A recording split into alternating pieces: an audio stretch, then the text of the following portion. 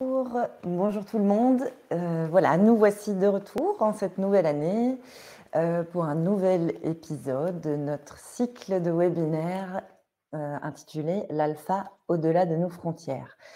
Donc, nous avons initié ce cycle de webinaires en novembre dernier pour en fait donner la parole à des acteurs de l'alphabétisation dans des régions et des pays voisins, afin d'avoir un aperçu du paysage de la lutte contre l'illettrisme chez eux.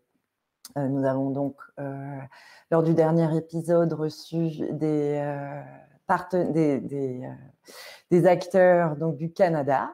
Et aujourd'hui, c'est aux Pays-Bas que nous partons. Voilà, avec le porte-parole de la fondation Lezen en Schrijven, donc littéralement en français, la fondation Lire et Écrire, qui s'appelle Jaar Middeljaans. Il va nous parler de l'illettrisme aux Pays-Bas et du rôle de la fondation dans le dispositif politique de lutte contre l'illettrisme aux Pays-Bas.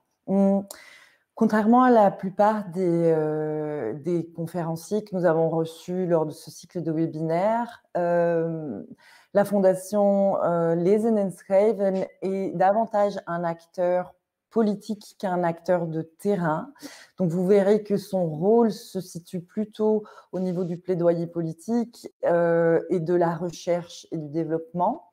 Ils sont présents sur le terrain local, mais plutôt comme des conseillers politiques auprès des communes, en fait, qui sont en charge de la lutte contre l'illettrisme aux Pays-Bas. Bon, vous en saurez plus avec lui. Donc, comme Jaar Middeljaans est néerlandophone, il a quand même accepté de donner son webinaire en anglais. Donc, nous l'avons préenregistré, puis fait traduire. Et c'est à présent une vidéo de Jaar Middeljaans que vous allez voir, donc qui durera à peu près une trentaine de minutes, avec des sous-titres en français et des diapositives qui ont été traduites en français. Ensuite, nous aurons, comme d'habitude, une séance de questions-réponses avec des réponses qui lui seront posées en anglais et que nous traduirons, enfin que je traduirai pour vous en français. Sur le chat, comme à l'habitude, vous avez Yannick et Cécilia, mes deux collègues. Bonjour Cécilia. Bonjour Louise, bonjour à tous. Donc, comme Louise vous l'a déjà expliqué, je ne vais pas me répéter. Donc, nous sommes derrière l'écran, Yannick et moi. Nous enregistrons vos questions. Nous tentons d'y répondre dans la mesure du possible. Et nous en choisirons quelques-unes, pas toutes malheureusement. Et elles vous seront présentées donc en fin d'intervention de Jaar, en français pour ma part, et donc Louise va assurer la traduction en direct.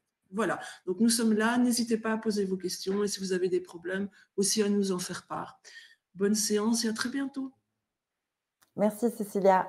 Voilà, avant de vous laisser avec Yare et donc de lancer la vidéo du webinaire que nous avons préenregistré, je voulais aussi vous annoncer que suite à la demande de certains partenaires et des conférenciers et des organisations qui ont participé à ce cycle de webinaires, nous avons décidé d'organiser un tout dernier épisode de ce cycle qui en fait sera un petit peu différent puisque cette fois-ci nous ne partirons pas chez un voisin mais nous resterons chez nous. Donc nous consacrerons un webinaire à l'alphabétisation en Fédération Wallonie-Bruxelles. Ça aura lieu le 4 février à 10h45 et ce sont Sylvie Pinchard et Anne Copiters, deux directrices de Lire et Écrire, donc respectivement Lire et Écrire en Communauté française et Lire et Écrire Bruxelles, qui se chargeront de présenter le dispositif d'alphabétisation en Fédération Wallonie-Bruxelles à cette date. Donc le 4 février, vous pouvez déjà prendre note et nous espérons vous y trouver nombreux. Voilà, donc Je vous rappelle donc qu'on lance maintenant la vidéo et que d'ici à peu près une demi-heure, on se retrouve avec Jare Medelians qui sera en direct de La Haye pour répondre à des questions. Voilà. Il va présenter la fondation, mais juste un petit mot que je peux dire ici. Donc, la fondation Lezen en Schrijven existe depuis 2004. C'est surtout un acteur politique et institutionnel. Donc, voilà, vous en saurez plus à présent. Je vous laisse avec Jare. Très bonne écoute et à tout à l'heure. Hello, I'm Jare Medelians. I am the Public Affairs Officer at the Dutch Reading and Writing Foundation, and today I'll talk a bit about what we do as a foundation, what is low literacy in the Netherlands, how big is the challenge, how big is the problem, and what we do in times of COVID. As you can see, I'll take you along these 4 topics, and we'll take questions at the end. So we'll start with a short clip about the story of Lisa, which we made a couple of years ago, and which explains the topic very effectively.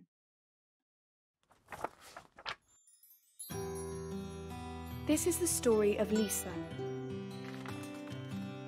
Lisa grows up in a family where her parents don't talk to her very much, and they don't read books or newspapers.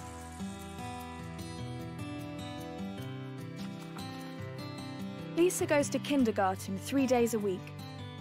They have a language program at the school, but they hardly use it. The kindergarten assistants have diplomas, but they can't really read or write very well themselves. At primary school, Lisa gets more and more behind. From the age of 8, no one really helps her with her reading or writing, and because of that, she struggles with other subjects too. The teacher notices that Lisa has difficulties, but doesn't know how to help. By the time she's 10, Lisa can't keep up with the class anymore. Lisa's parents are not worried about her bad school results. Drawing and crafts, isn't she very good at these? And aren't there other things besides reading, writing and maths that can make her happy? Lisa struggles through her school years and chooses the shortest course she can find, Health and Social Care Level 2. Having failed reading and writing, but with a diploma in her pocket, Lisa looks for a job. A friend helps her to write the job applications. Filling in forms is not the only problem. Lisa has difficulties understanding her mail and paying her bills via online banking. She's often in debt. At work, Lisa often has to ask her colleagues for help, and her boss thinks she's not motivated. Lisa suffers from stress and feels unhealthy. Then, Lisa meets a man. Together, they have a daughter, Mary. Mary's parents don't talk to her very much, and they don't read books or newspapers.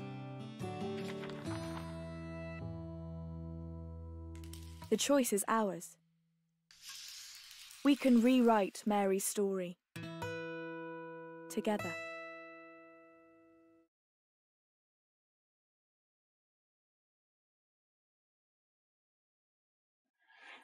So low literacy in the Netherlands. Recent reports show in 2016 the Netherlands Court of Audit did a report, and 2.5 million people have difficulties with reading, writing, or digital skills in the Netherlands, of which the majority is at work, and of which the majority of people is between 16 and 65. Because in the Netherlands, the definition of low literacy means that below 16 or below 18 now, you cannot be low literate. And a lot of people, 2/3 of them, have difficulties with reading and writing. And in the Netherlands, we have the definition that everything below B1, which is then compared to a Dutch system, means that you have difficulties, and you fell in the category of low literate. as you can see, as a Reading and Writing Foundation too, we use the same definition. Low literacy is someone low literate if he or she is having difficulties with reading, writing, numeracy, or digital skills. And added to that, in the Netherlands, we have an extra layer of definition, which means that also the function and how you participate in society is very important.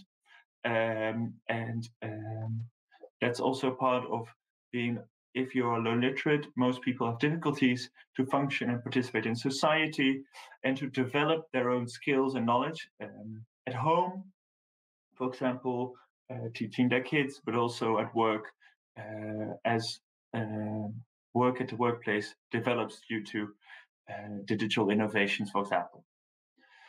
Here you can see as some reports we published as a Reading and Writing Foundation, the Dutch Reading and Writing Foundation. We made it very visible. So in the left top corner, you can see the website. It means low literacy insight.nl, and it gives a perfect overview of how many people and where people with difficulties of reading, writing, and numeracy live.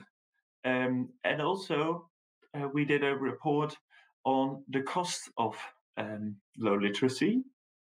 And as you can see, it was done by PwC in 2018 and or 17, I'm sorry. And you can see that the cost of lower productivity of working is quite high, 330 million euros.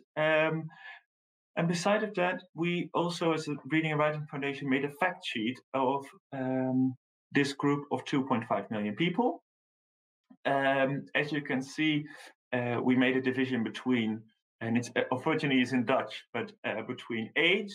We see we divided in, it's the bottom right corner of the fact sheet, in work, where they live, as you can see, that's the other one in the top left corner, but also if they have difficulties reading, writing, digital skills. And you can see that out of the 1.8 million people that are low literate between the age of 18 and 65, 450, around 1,000 people have difficulties with numeracy. Around 1 million people have difficulties with language or reading and writing and numeracy, and around 270,000 people have difficulties with language, so reading and writing. And the number in the Netherlands is still growing. So the 2.5 million, which was the research were done with the 2.5 million, you can see that nowadays we have, it's growing due to 3 factors. It's growing because of immigration. It's growing because of more people getting older. And the third one is because more and more young people enter the labor market with a language deficiency or numeracy deficiency. So the skills youngsters develop are do not always fit the requirements to fully participate in society and also to participate on the workplace. As the Reading and Writing Foundation, we were founded in 2004 by a member of the Dutch royal family, Princess Laurentien, and with the goal to tackle this problem within a very short period of time. But now in 2020, and this is aired in 2021, the problem is still there, and the Reading and Writing Foundation is trying to approach this problem from several angles. I will talk about it later. But our motto is making a society in which everyone can participate. How do we do that? Our mission is by preventing low literacy, reducing low literacy, and accessible services. So reducing low literacy means focused on education, also focused on the family, how to make sure that low literacy doesn't become an intergenerational problem. So when it goes from parent to child, as you can see in the story of Lisa. The second one is reducing low literacy. We are very much involved in how to tackle low literacy when people are out of school and have a family or are working. And we do that via literacy hubs, we do it via municipalities, but also via the workplace. So these are important ways to tackle it. And I'll go in more detail about this later on. And the third one is accessible services. This was already very important, but became more important now in COVID times, I'm sorry.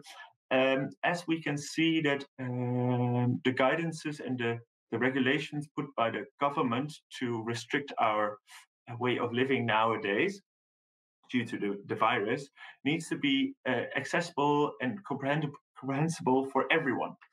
And to make sure we assist the ministry and the Prime Minister's office to make sure that, for example, his speeches are accessible and are everyone can understand them. We're not only doing that now in Corona times, we did it before, and we have several projects, for example, working on making government bodies and government communication more accessible for everyone. And we do that for companies, but we also do that for companies, for example. And we help them or foundations. We have toolkits to make websites and to make their communication more accessible. So these are the three main focus areas. And how do we do that? Our approach is also a three-way approach: awareness and activation, advice and action, and knowledge development.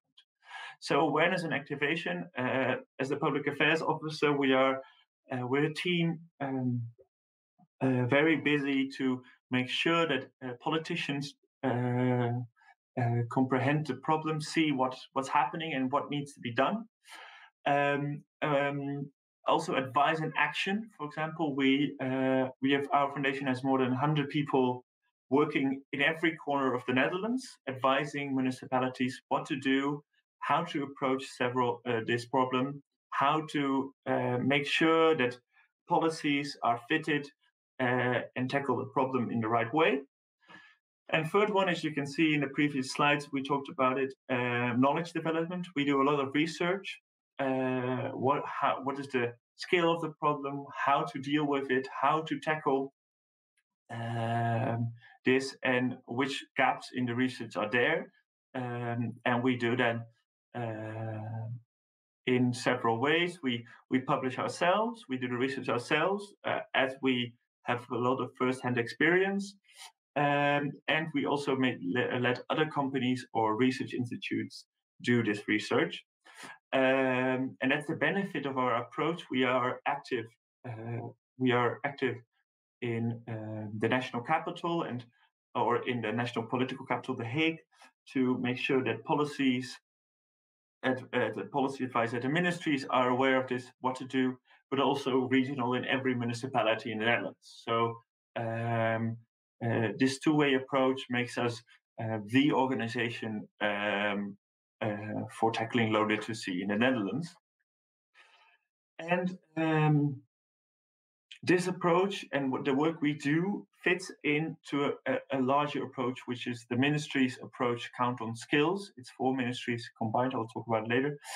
And the work we do as a Reading and Writing Foundation, I highlighted 4 or 5 of them in this presentation.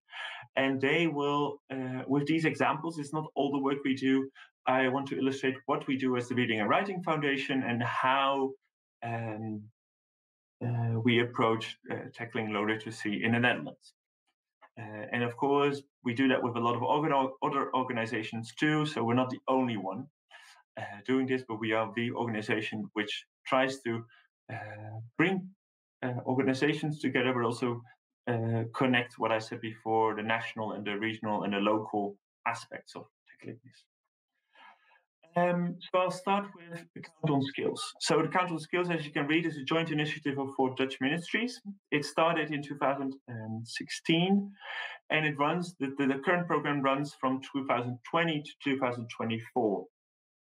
And unfortunately, most of the fact sheets are also in Dutch. But what we do, what the government does, is they have a program with 10 key points to tackle low literacy in the Netherlands. And this program started in 2016 with developing an approach in every municipality. And we, as a Reading and Writing Foundation, took a leading role in developing this approach. And from 2020 onwards, the approach has changed, and the Reading and Writing Foundation is more an advisory. We give advice to all the municipalities because the municipalities themselves need to develop their own strategies of tackling this problem. And they have until 2024 to make sure a comprehensive approach is in place, and we advise them how to do this.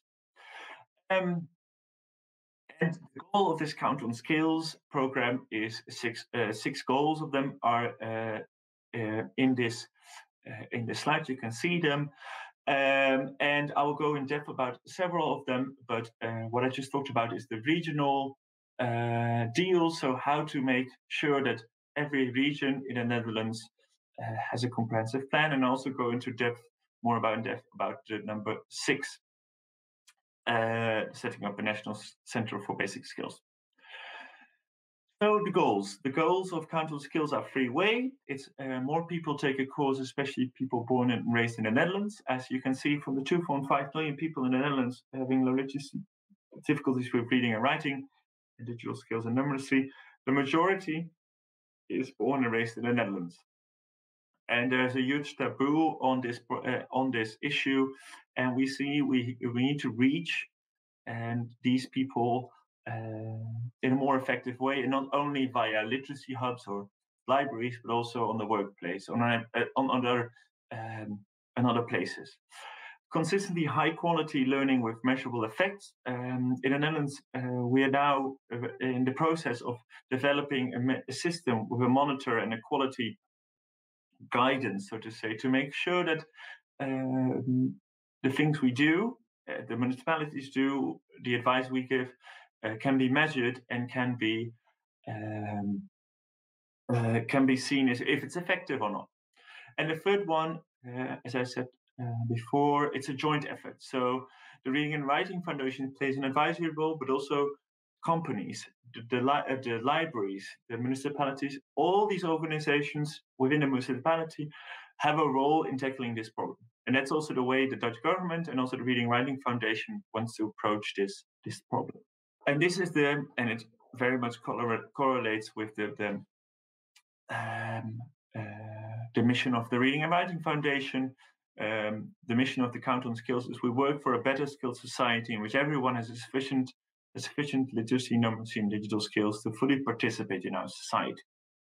And to go a bit more in depth, what the Reading and Writing Foundation does within this Count on Skills program is the approach to tackling low literacy in municipalities. So in Netherlands, we have 12 provinces, but to tackling low literacy, we also have, they're called labor market regions. There are 35 of them. You can see them here on the slide. And you can see that in the Randstad, so where Amsterdam, Rotterdam, The Hague, you see several smaller regions, while, for example, Friesland and Groningen, the two northern ones, that's also they correlate with the provinces. And in every region,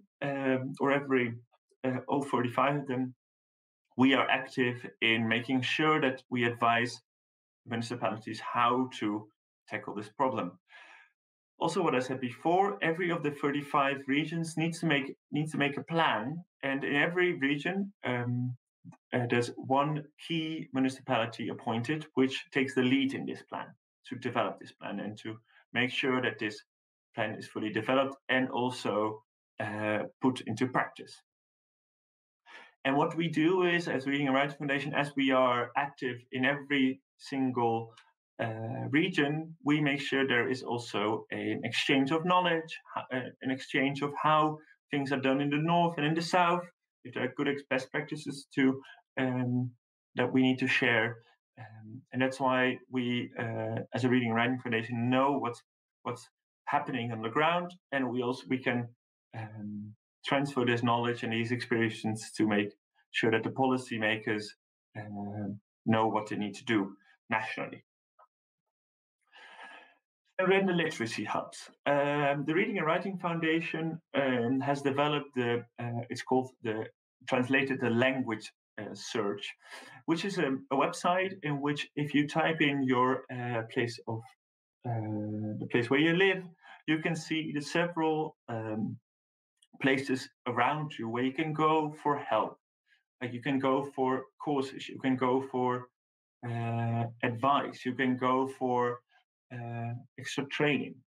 And this example is in The Hague, so that's where I live too. And you can see that there are 26 results very nearby, and there's already 12 in The Hague. And this tool is all across the Netherlands, so every person can type in and can find a place. And these literacy hubs, they're often in libraries, but they're different spots which are completely focused on helping people with low literacy, with problems with low literacy. So an example is the one in The Hague. You can see a picture of it, and if you go there, you can ask for help, and they can direct you to the right place to go. And we see that this is a very effective approach, and this is also the approach of having a very local approach. Works better because if you need to take a tram or to take a bus or you need to drive for a long time, people are less willing to find help. The National Center for Basic Skills, it was only set up last year, and we do it together with Movisie, another organization in the Netherlands. And what we want to do is bring together all the expertise and all the knowledge there is in the field, because we're not the only organization working on tackling low literacy. There are many organizations, many local initiatives, many reports published, etc.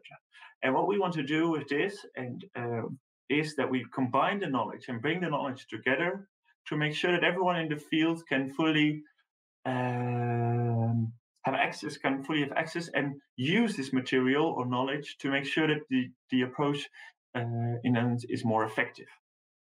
And this National Center of Basic Skills is one of the ways to make sure that we are not only keeping the knowledge within our organization, all the organizations that participate, and that's also the social partners. So that's the trade unions, the organization that represent employers. That's organizations focusing more on immigration and how to make sure that immigrants learn the Dutch language. It's also organizations that are more focused on vocational education. And all these organizations are combined in this National Center for Basic Skills to make sure that the knowledge they have is shared and put to practice in a more effective way. An example, for example, is that next year, the Reading and Writing Foundation will start a pilot to, for example, make sure that people in a workplace learn how or develop their basic skills to make sure that they are within the context of lifelong learning more able to work more effectively, and to also maybe move within the organization or branch they're working, and to make sure that they have the foundation where they can develop their skills. So that's an example of what we do, and we always cooperate with several partners in this center. A literacy screener and course material. So the Reading and Writing Foundation also developed a literacy screener, and I'll go into more depth in the next slide. But what we do is, apart from the literacy screener, we also have course material. So instead of making we make general courses about the basics of the language. We also, for numeracy and for language, we make courses and material that is especially focused on several key aspects in life. For example, how to work with how to deal with digital or social media, how to deal with your phone, how to apply for a job, how to make sure that you filled in your taxes in the right way. And now we see that in times of COVID, this is very important as we developed not only these courses on paper, but also we now are in the process of also making them digital. Most of them, some of them are already digital, to make sure that everyone can benefit from this material. And we distribute this material to everyone who is linked to our organization. Second one is the language literacy screener. So we developed a test which is for numeracy and for literacy. And in 12 minutes, you can fill in this test. You can see if the person that filled it in has the difficulties with reading and writing or numeracy or digital skills. And the questions asked in the screeners are very basic. And they're everyday questions. For example, the one in the bottom right is about body pump and going to a gym. And in this way, you try to find out, okay, what are the skills this person has difficulties with and how can we solve them? So we use this not only in municipalities, we train people to use them in workplaces and every place where we meet these people. So apart from having the literacy schemes, we also train the people that do this literacy test and give them advice how to do it and how to train people and how to make sure that these people after this test are sent to the right institute or the right place to have further training, etc. Then we also have a reading and writing week. So every year we organize in the beginning of September a reading and writing week, in which we make sure that everyone in the Netherlands is aware of this problem, and everyone is aware of that low literacy is something not very distant, but it's in everyone's life, one way or the other. A person you know, a place you work, etc. And to raise this awareness, we develop. We are a guest in talk shows. We develop campaigns to make sure this awareness is growing, and it is growing in the Netherlands. That this is one of the main challenges we have to make sure that everyone can fully participate in our society. Then COVID and tackling low literacy. There's 3 ways I want to go in depth about this topic. The first one is now we will be in lockdown until the 19th of January 2021, and the libraries are all closed again. And this is the second time it happened, and this has a huge impact on tackling low literacy, as most people go to libraries or to literacy hubs for training or for an intake to make sure that they know where to go. So municipalities are now very busy, and literacy hubs too, and libraries, to make sure that it's all turned digital. And we also, as the Reading and Writing Foundation, help in this process as we develop new course material to make sure that these courses and this is now fully accessible online. Also, we focus more on training of new things that are now in our daily lives. For example, online Zooming, as we do now with this webinar, or calling, or using WhatsApp, or filling in websites. These things are become more important as public life has been very limited. So that's the one thing. And the other one is also within COVID, we see that lifelong learning in the Netherlands got a push, in the sense that it's a topic we talk about in the Dutch politics. We have been talking about in Dutch politics for the past 30 years. But now that people lose their jobs due to the COVID virus, the government and also the trade unions and the organizations representing employers stepped up their game and made sure that people who are possibly are in the fear of need to be laid off are directly connected to a company that needs people. And to make sure that this happens, we see that in this process going from a workplace A to workplace B, they need maybe extra training, extra schooling. And we as a Reading and Writing Foundation are very much involved in trying to make sure that these people are screened on possible low literacy and also get the right schooling to make sure that if they go to their new job, they have the basic skills they need to make this job a success. And also going digital also means that we, as a Reading and Writing Foundation, we already work because we're all over the country, very digital, but we also advise municipalities how to go digital. So we advise municipalities how to make their websites more accessible, how to make sure that the way they are dealing with online training or online communication is more effective, and make sure that all people understand what they are, what they want to communicate to the people.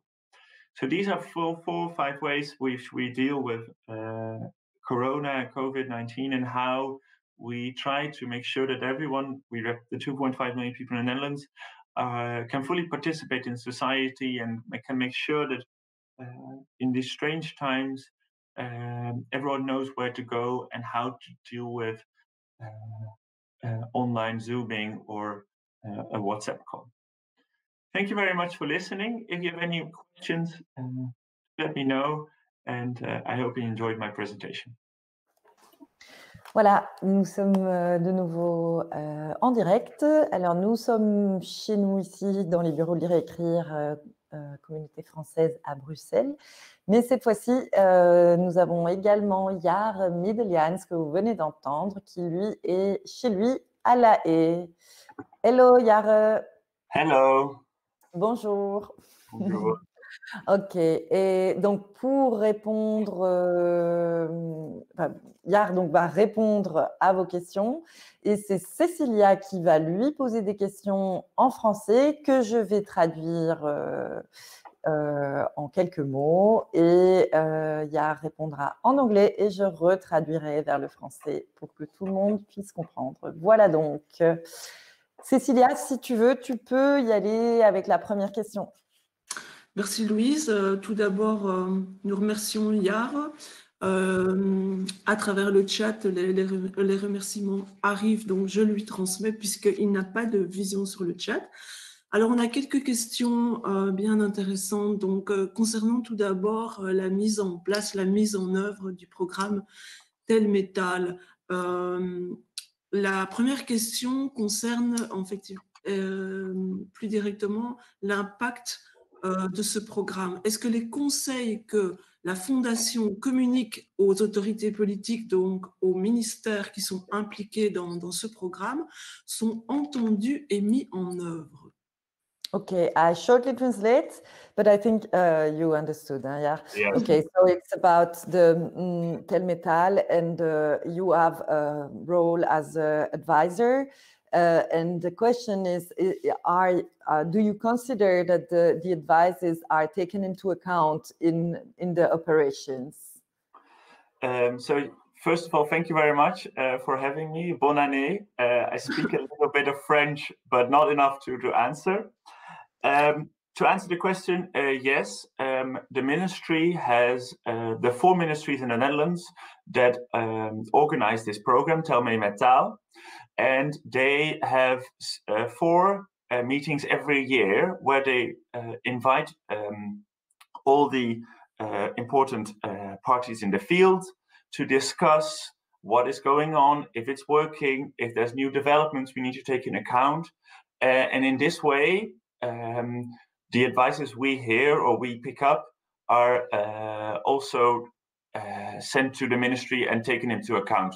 Okay, I will translate now. Donc d'abord, Yard dit qu'il nous remercie et il est content d'être avec nous. Il parle un petit peu français, mais pas suffisamment pour répondre aux questions. Et alors, il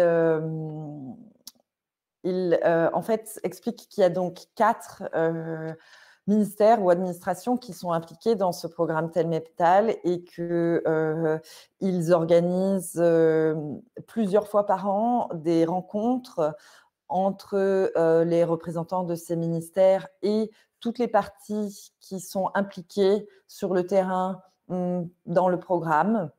Et la Fondation Lire et Écrire est aussi présente et que c'est aussi à ces occasions-là qu'ils partagent les observations et les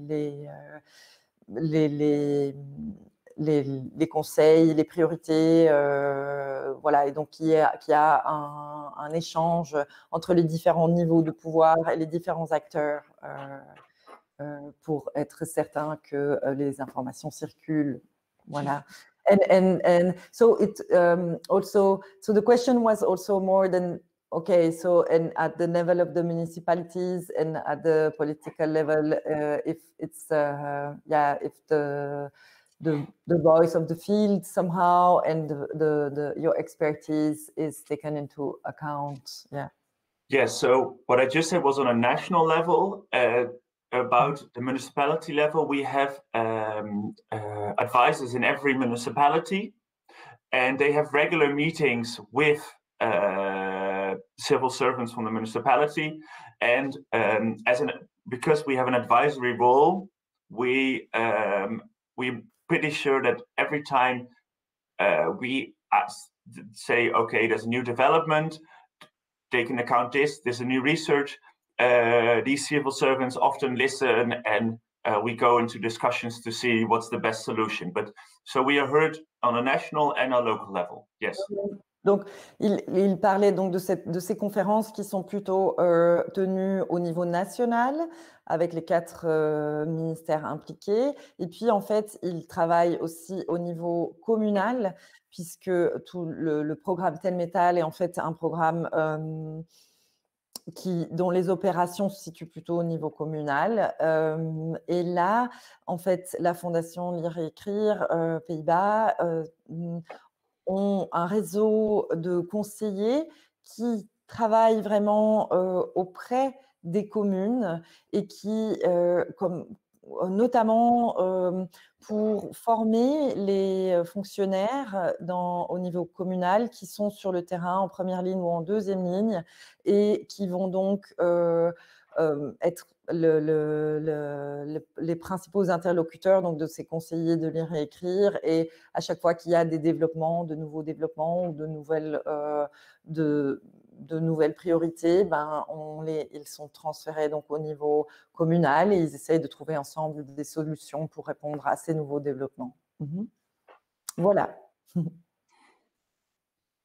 Alors, je peux peut-être passer à la seconde question qui venait de Frédéric également. Je pense que Yare y a répondu.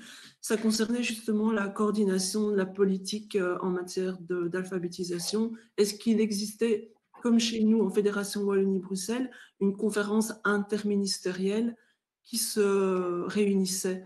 Il l'a dit, donc, chaque année, il y a 4 réunions, si j'ai bien compris. Donc, à mon avis, ça répond bien à la question de Frédéric. Si Frédéric n'est pas satisfaite de la réponse, qu'elle nous le signale à travers le chat. Alors, on a une troisième question qui concerne le lien entre l'illettrisme et la pauvreté. Donc, c'est une question qui est revenue à chacun de nos séminaires. Est-ce qu'aux Pays-Bas, on a aussi ce même constat d'un lien entre l'illettrisme et la pauvreté? Et comment la Fondation s'empare de cette question dans sa stratégie de lutte contre et de prévention plutôt contre l'illettrisme? I think you understood, yeah. Yes, I understood.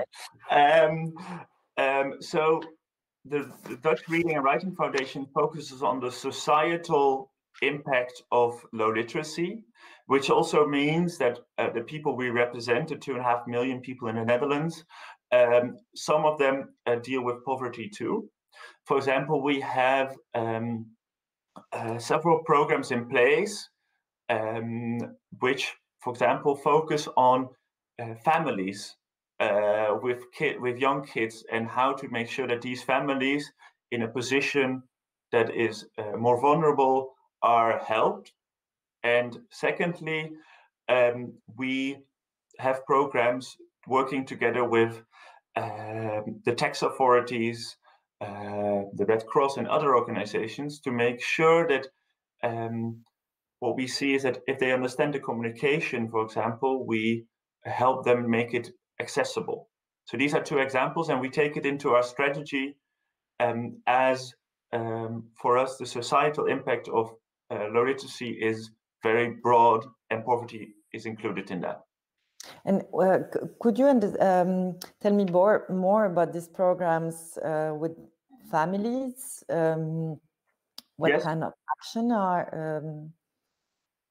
So it's a program that is launched a couple of months ago. So it's very young, very new.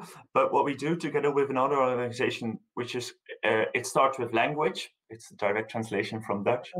And what we do is we try to identify families that are in need of extra help, and how we can make sure that not only the kids at school, but also at home, there is an enriched environment to make sure that they can read, write, and it's for the parents and the kids. And what we try to do is we see that if you try to make sure that these people have books, trying to improve their basic skills, it also improves the way they can deal with their vulnerable position in society, for example, poverty, debts, that kind of serious issues. So that's the way we try to enable them to get a stronger position and to in society, in a Dutch society. Yes. Donc, ce que a répondu Jare, c'est que donc la Fondation Lire Écrire essaye de contrer l'impact social de l'illettrisme sur les personnes qui sont en difficulté de lecture et d'écriture, et que eux, ils ont aussi conscients et reconnaissent que parmi le 2,5 millions de personnes qui sont concernées par des problèmes de lecture et d'écriture aux Pays-Bas, il y en a un certain nombre d'entre elles qui sont concernées par la pauvreté. Alors, ce qu'il dit, c'est plutôt, donc, ils mettent en place des programmes qui vont essayer, c'est toujours au travers de l'alphabétisation, en fait, et que donc, ils ont des programmes d'alphabétisation qui sont spécifiquement adressés à des familles, par exemple, qui sont dans des situations de vulnérabilité, et donc il y a des programmes qui prêtent plus attention à certains, à une certaine partie de leurs bénéficiaires, comme des familles avec des jeunes enfants, qu'ils ont des partenariats aussi avec d'autres organisations comme la Croix-Rouge, et que donc c'est toujours quand même au moyen de programmes d'alphabétisation qu'ils se positionnent aussi dans la lutte contre la pauvreté. And maybe to add, we also do research, and if you want to know more, you can send me an email. We have an entire report made in 2016 about the link between low literacy and poverty. Okay. It's completely in Dutch, unfortunately, but I can explain further in English. But yes. Et donc, voilà, donc en fait, leur position, c'est qu'ils essayent donc de donner aux gens la possibilité d'améliorer la situation dans laquelle ils sont au travers de la littératie. Et ils font aussi évidemment un travail important de recherche et d'enquête. Et ils ont la dernière enquête qu'ils ont menée date de 2016 et c'est un rapport sur le lien entre pauvreté et l'illettrisme. Et il est heureux d'en partager les contenus avec ceux qui le désirent si on peut lui écrire un email et donc il partagera ce rapport avec ceux qui sont intéressés, qui est malheureusement, ceci dit, en néerlandais. Voilà. Je pose peut-être la question suivante. J'ai l'impression que Yar y a répondu en partie à travers les réponses qu'il vient d'apporter. Mais il y avait une question qui concernait le fonctionnement, les missions du centre de compétences de base, le centre de compétences nationales de base qui a été créé récemment dans le cadre de la politique tel métal. Est-ce que les relais sur lesquels on s'appuie, donc ce sont des relais sociaux, est-ce que peut-être ce sont les mêmes dont toi tu as parlé hier en parlant de l'alphabétisation familiale, mais quels sont ces relais? Est-ce que tu peux nous donner des exemples types qui sont ces relais et quelles actions ils ont sur le terrain? Cecilia mentions the National Center for Basic Skills that have been created, and I will add also. So the question is, what does this center? There is only one center, the National Center for Basic Skills. Yeah, what kind of social partners does it work, and what kind of concrete mission does it have on the field?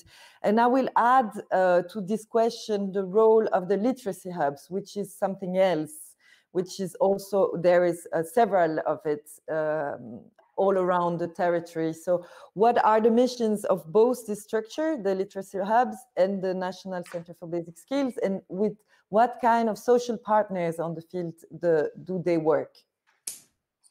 So I'll start with the literacy hubs, to make it easier. So within the Telme Metal program, they have 10 actions, and two of them, one of them is the National Basic Skills Center, which I'll talk about later. And the other one is also to make sure that in every municipality, you have the access for training or guidance, etc. And that's done by the literacy hubs. And so what they do, an example of what the literacy hubs do, they are across the country, as you've seen in my presentation. You can go for a matching, an intake. So, for example, you go there because you need extra training in basic skills. You can go there to have advice about taxes, for example, how to fill in my tax form. You can go there to ask, okay, I need extra training. Where do I need to go in my municipality? And the fourth one is the trainings that are given, the training courses, the courses, they also often take place in these literacy hubs. And they're also sometimes in libraries, but they can also be separate from libraries, but they're in a central place in most municipalities in the Netherlands. Okay, and the workers of these literacy hubs are like social workers and literacy trainers? A combination. It could be partly professionals, partly volunteers. It could be people who also work in a library, and then because it's in a library, also do this. So it's a combination of people working there, all qualified in the sense that they all did a training. Okay. Professional or voluntary. Yeah. Ok. Donc, il parle de deux choses. En fait, aux Pays-Bas, donc dans le cadre de ce programme politique Tel Métal, que donc la Fondation Lire Écrire a recommandé auprès du gouvernement des Pays-Bas, il y a deux lieux. Il y a d'abord les centres alpha, qu'ils appellent en anglais literacy hubs, qui sont présents sur tout le territoire, dans les différentes provinces. Et puis, il y a un centre qui s'appelle le Centre national des compétences de base, qui a été créé. Et donc, ça, il va en parler juste après. Maintenant, il a parlé des literacy hubs, ces centres d'alpha, qui en fait se trouvent, donc ça fait partie, dans le cadre de ce programme Tel-Métal, une des opérations, c'était de créer dans chaque commune aux Pays-Bas un centre alpha qui, en général, peut ou pas se trouver dans une bibliothèque ou dans un lieu à part. Il y en a certains qui sont dans des bibliothèques intégrées. Et en fait, ces centres-là, les gens y vont et peuvent soit y aller parce qu'ils ont envie d'avoir ils cherchent une formation, ils ne savent pas où aller, soit ils veulent plus d'heures de formation, soit ils ont des questions sur leur déclaration d'impôt, des questions plus administratives. Et en fait, ils vont là et là, ils sont accueillis soit par des formateurs, soit par des travailleurs sociaux. Et donc, Yar dit que ça peut être des employés ou des volontaires, parce qu'ils travaillent aussi avec un réseau de volontaires, ces centres alpha. Mais en tout cas, le dénominateur commun entre tous les travailleurs, c'est qu'ils ont tous suivi la même formation pour devenir des opérateurs dans ces centres alpha. Et donc, parfois, les formations sont données là aussi. Donc, c'est pour ça qu'ils les appellent hubs. Ils essayent de rassembler un maximum de missions dans ces petits centres-là, qui vont être intégrés, soit dans un centre social, soit dans une bibliothèque. Et donc, ça, c'est pour les literacy hubs, donc c'est centre alpha. Et puis après, il y a le Centre national de compétences de base. Donc, about the National Center for Basic Skills. So, because the field of tackling low literacy is very broad and has many organizations, the government decided 2 years ago now, because it's 2021, to set up a National Basic Skills Center. And what it does is it brings together organizations that focus on all aspects of tackling low literacy. It's the trade unions are in there. It's organizations who do the courses. It is organizations who, the library is in there. So all organizations are brought together to have a central point in which they can share knowledge, materials, and create a network. And what the Expert Center does, or the National Basic Skills Center does, is it is an extension of the work we do as a Reading and Writing Foundation, and it brings together the organizations on a national level to make sure that all the innovations in the field are brought together. It is just set up. It's like 3-4 months old, so it's quite new. And but we organize webinars. There will be research done. There is subsidies for experiments for example, a new subsidy was allocated to us, to Reading and Writing Foundation, to develop a toolkit and a strategy to tackle low literacy in a certain field of work. And so that's, for example, the cleaning branch, everyone, the cleaners, or the construction thing. So we still need to decide which branch, but that's an example of what it does, and it will further develop in the coming years. Donc, donc, en plus, il y a un centre national pour les compétences de base qui va être qui a été créé assez récemment. Et en fait, c'est une instance qui va réunir les différents acteurs qui sont concernés par l'alphabétisation. Donc, ça va être une instance où se réunissent des centres donc le secteur de la formation à proprement dit, le secteur des bibliothèques, c'est un secteur professionnel à travers les syndicats. Et donc, en fait, c'est une instance qui va essayer de proposer de la coordination entre ces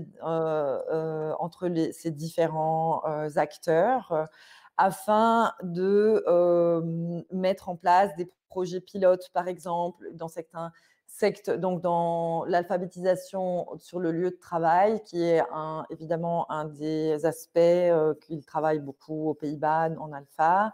Ils se rassemblent pour que chacun puisse être pris en compte et que tous les besoins de chacun et les informations et les ressources que tous ces différents acteurs peuvent apporter soient mises en commun. Donc, ce centre national, en fait, il a ce rôle-là de créer un réseau avec tous les acteurs qui sont importants pour l'alpha. Donc, autant la formation que la fondation Les Réécrire qui fait plus de la recherche, que les syndicats. Et donc, qu'ensemble, ils mettent en place de l'échange d'informations, des échanges de pratiques et des projets pilotes plus opérationnels. Voilà. Merci Yar et Louise. Il y avait une question à laquelle de nouveau Yar a partiellement répondu concernant le statut des formateurs en alphabétisation. Donc, on a compris qu'ils étaient actifs au centre des Literacy Hubs, qu'ils étaient bénévoles ou salariés. Ce qu'on ne sait pas encore, c'est donc ils devaient tous avoir suivi une même formation. Alors, on aimerait savoir quel est ce type de formation, une formation universitaire, délivrée par qui, organisée par qui. Ça, c'est peut-être la seule chose qu'on ne sait pas encore.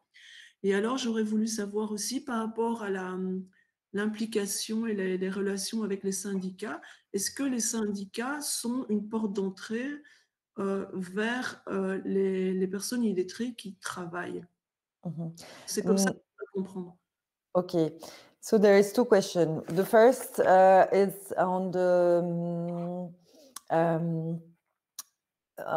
first is on the trainers, the literacy trainers. So there are literacy trainers in these literacy hubs. There are also, I guess, trainers that are part of a training organization. What kind of, do all literacy trainers in the Netherlands have the same training? Are they professional? Are they volunteer? Are they teachers like in Flanders where they are integrated in the national system of education like civil servants? Or are they like, what kind of preparation do they have? Do they need a special title to be literacy trainers? This is one question. And the other question is related to the trade unions role. And if you think about literacy on the workplace, and you mentioned you have a pilot project, but in the sector of the cleaning, for example, but how do you access the workers? Do you go, do you get the help of the trade unions to screen people that are on work? And how do you work with the trade unions on this question of literacy on the workplace? Yes, so the first one about the volunteers, it depends. Some are professional and had respective courses in a university or other places. And the other is also a part volunteers. They often get coaching. So you mentioned a university career. So there is a university course for literacy training in the Netherlands? The university system is quite broad and quite difficult to understand, but there are several courses you can take to, for example, become a teacher in the Dutch language, for example. So that's one route, and there's several others too, I think. And the other part is that it's often also done by volunteers. These volunteers often have experience in the field as a teacher, for example, but they get coaching and training often. And what we try to do as a foundation, together with other organizations, is that we made a website in which you can find materials which is accessible for everyone, also for the people now listening and watching, and which gives materials about how you should teach materials. What can they do for in the courses themselves? But it's a very broad system, and what we as a foundation try to do is make sure that the people who train people with a need for basics, extra need for basic skills, to make sure that they are well suited. So that's the first one.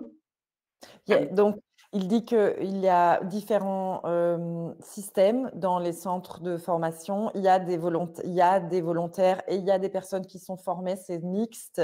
Il y a aux Pays-Bas, c'est pas fermé, réservé seulement à quelqu'un qui aurait un titre universitaire. Il y a beaucoup de gens qui sont d'abord des volontaires et puis deviennent des professionnels.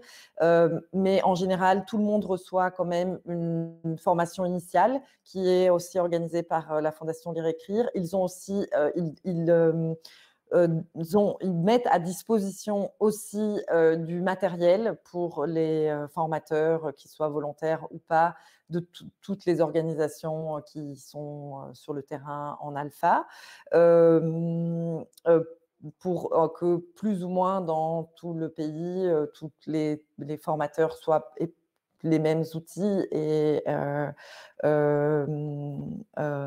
voilà. Je pense que ça, c'est une première partie de la réponse.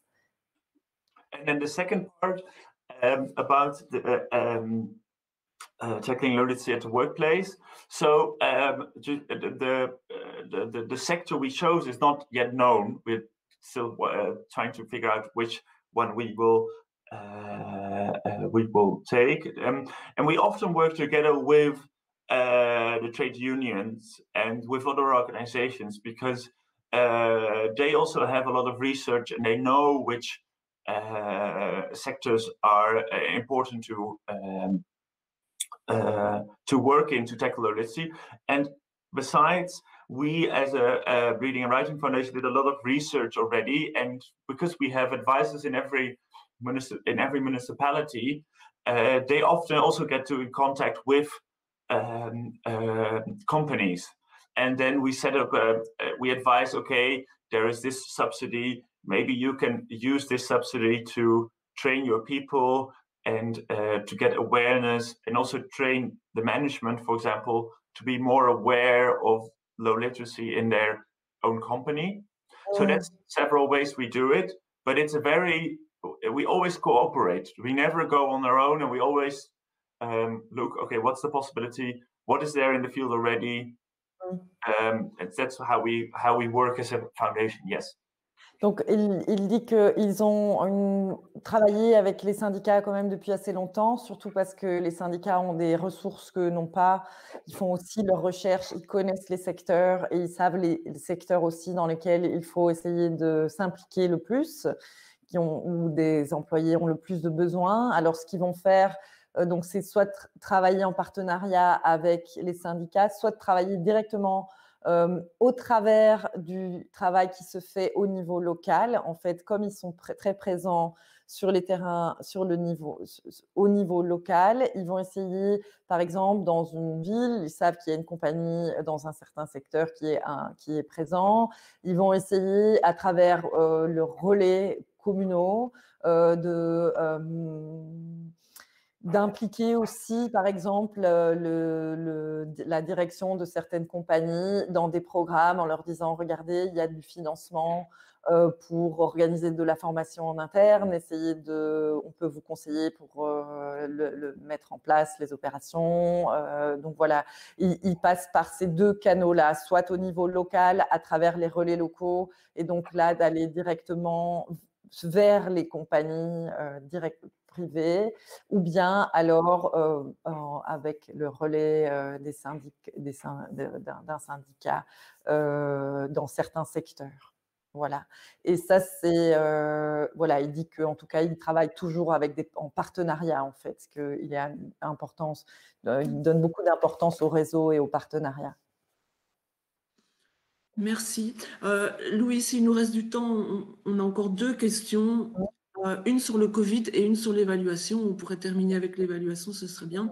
Donc, le Covid, qu'est-ce qu'on a constaté dans les centres de formation aux Pays-Bas? Est-ce qu'il y a eu un décrochage massif des apprenants? Et est-ce qu'il y a une politique d'aide qui a été dégagée par les pouvoirs publics pour justement outiller les apprenants qui seraient en fracture numérique et les aider à continuer à travailler à distance? Donc ça, c'est la question Covid. Et alors la question sur l'évaluation, comment la Fondation évalue ses actions au niveau local, national, régional? Ok. Moyens? Okay, voilà. donc ce seraient les 2 dernières questions. Yeah, on the COVID, Yes. the COVID context, so where the observation on the field, do people could go in the literacy hubs if they were closed? How do they help people? And is there new subsidies to help also people get equipment, or like how do they get equipment if they cannot go in the hubs or in the trainings? And about the impact of your actions and the tools to assess the impact. This is the last question. So first, COVID. In the Netherlands, we went from a mild lockdown to a strict lockdown. So sometimes now literacy hubs are closed, sometimes they're open. So what our Reading and Writing Foundation did is actually 3 things. First, we made sure that all the communication from the government, the speech by the prime ministers about the new COVID measures are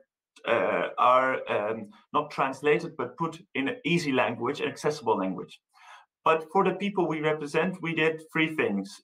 More practically, we made for all the people, all the organizations that are aligned with us, made all the material available online. Secondly, we made trainings, for example, how to call with WhatsApp, how to use Microsoft Teams or Google Meet or whatever, how to make digital meetings, and how to so that the people can use these digital tools to stay in contact, because that's the way to reach the people we represent, because they need to have the feeling that they at least understand the phone or the laptop, and then we can continue the training. And that's the third part. We made the trainings online, so we can do trainings online. Of course, we don't reach the same amount of people we normally reach in normal times, but it's the best way we can do now. And and we, for example, made fact sheets about, for example, how to stay healthy during this pandemic, how to move, how to eat healthy. We make sure that, for example, we have made sure that the communication about, for example, when to visit a supermarket, etc., to make it very easy. In this way, that's my last point. We try to reach as much people as possible, and so we turned completely digital. That's for us not a big step, but for the people with low literacy skills, it is a very big step, and we try to work and improve it along the way. We're quite far, but we try to reach as much people as possible, and it works quite well, and it's getting better and better. Donc, il dit que d'abord, aux Pays-Bas, il y a eu différents niveaux de confinement, et ça n'a pas toujours été comme aujourd'hui où vraiment tout est fermé, mais ils ont quand même réussi à tenir aussi les centres alpha ouverts assez longtemps. Donc, ils ont d'abord aussi joué un rôle comme on l'a pu constater aussi avec d'autres organisations qui nous ont fait part aussi de ce genre de travail qu'ils faisaient, donc de simplification du langage officiel. Donc, ils ont créé des contenus à l'adresse du public qu'ils ciblent, qui était facilement compréhensible à chaque fois que le gouvernement a émis des communiqués. Donc voilà, ils ont cette stratégie de simplification, de langage simplifié qu'ils ajournent au fur et à mesure la pandémie et des nouvelles, des choses qui surgissent. Donc d'être certain que les communications officielles et les informations sont accessibles dans un langage compréhensible pour tout le monde. Ensuite, ils ont, avec toutes les organisations qui travaillent, qui gravitent autour de la fondation, ils ont en fait essayé de rendre disponible en ligne tout le matériel qu'ils ont déjà. Et donc, ils ont fait un travail de diffusion de tout ce qui existe déjà en ligne et pour que tout le monde puisse en profiter parmi les organisations et les administrations avec lesquelles ils travaillent. Ils ont fait aussi de la formation, notamment de la formation de formateurs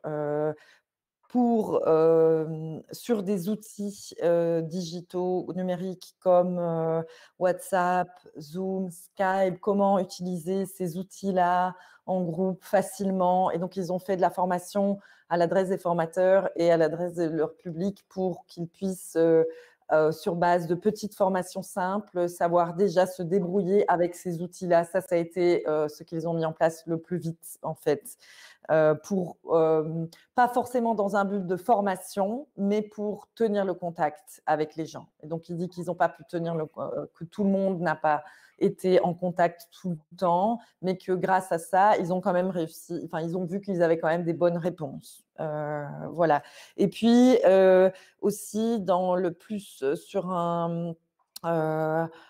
des aspects sociaux liés à la pandémie, donc les risques en termes de santé et les précautions à prendre et des choses plus pratiques, comment faire ses courses, comment aller chez le médecin, ça aussi, ils ont fait des communications à l'adresse de leur public dans des termes simples qu'ils ont pu diffuser et qui peuvent servir à d'autres partenaires. Voilà, donc ça, c'est la première question. Et la dernière question. Yes. All the materials, and if you need websites, I can also send them to you. Just send an email. About the second question about how we measure our impact, it's two ways. First, because we are mostly government subsidized, we need to have an impact assessment about how many people we reach. And the second one is, for example, because of the Tel Me Met Taal program is in every municipality. They're now, because the municipalities are from 2020 onwards responsible for these programs to reach these people. The government, the municipalities, and also we as Reading and Writing Foundation are now in discussion how to measure the impact. We did this before, so before the program changed a bit, we measured the impact. Now the municipalities will measure the impact of their policies to tackle low literacy. So how many people, etc., etc. But the details of this is still an ongoing discussion. But there will be an outcome soon, and it is very common in the Netherlands. And we also advocate to have close monitoring, because then you can see the impact the programs have. And for example, we have a telephone line in which people can call for advice, and these statistics are all taken into account in how we approach people. But it is very common in the Netherlands to monitor and to measure effects of certain policies.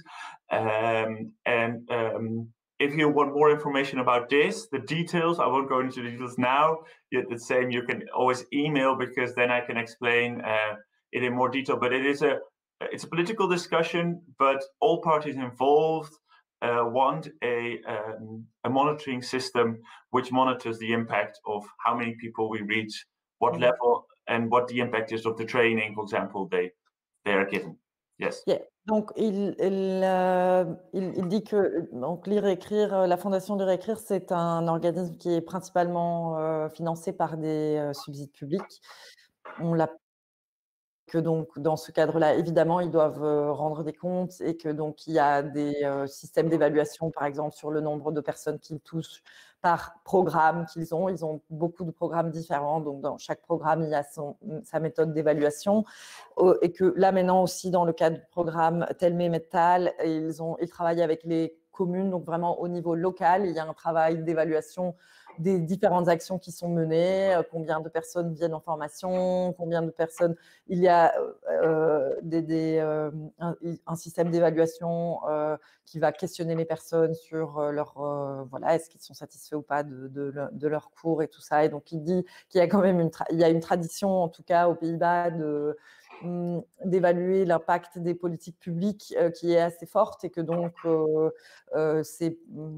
voilà, leur travail est toujours évalué à un certain moment. Ils parlent aussi ils ont aussi un numéro d'appel central en fait que tout le monde peut appeler où évidemment, là, c'est les gens qui peuvent appeler, donc ils prennent aussi en compte ce que les gens vont leur dire directement via ce numéro de téléphone-là. Donc, il y a plusieurs canaux, en fait, d'évaluation d'impact. Voilà. Okay, Jare, I think we already went over the time, so I will now say bye-bye and thank you very much. Aussi, Jare a bien dit qu'il était disponible pour toute question par email si on le désire, donc on va vous donner son email. Voilà. Thank you very much, Jare. Have a nice, Thank you very much. Nice year. Bye-bye. Bye-bye. Thank you very much. Voilà, et moi, avant de prendre congé, je rappelle encore une fois que notre cycle de webinaire ne se termine pas aujourd'hui, enfin à peu près, là on ne va plus aller au-delà de nos frontières. Pour l'Alpha au-delà de nos frontières, c'est bien fini pour cette fois-ci, mais donc le mois prochain, le 4 février, nous sommes de retour avec un webinaire sur l'alphabétisation en Fédération Wallonie-Bruxelles à 10h45. Nous vous attendons nombreux pour ce webinaire-là. Et d'ici là, je vous remercie de votre attention et de votre présence. Et je remercie également le Fonds social européen et la Fédération Wallonie-Bruxelles de nous apporter leur soutien pour réaliser ce cycle de webinaire. Voilà. Je laisse Cécilia prendre congé et je vous dis à bientôt.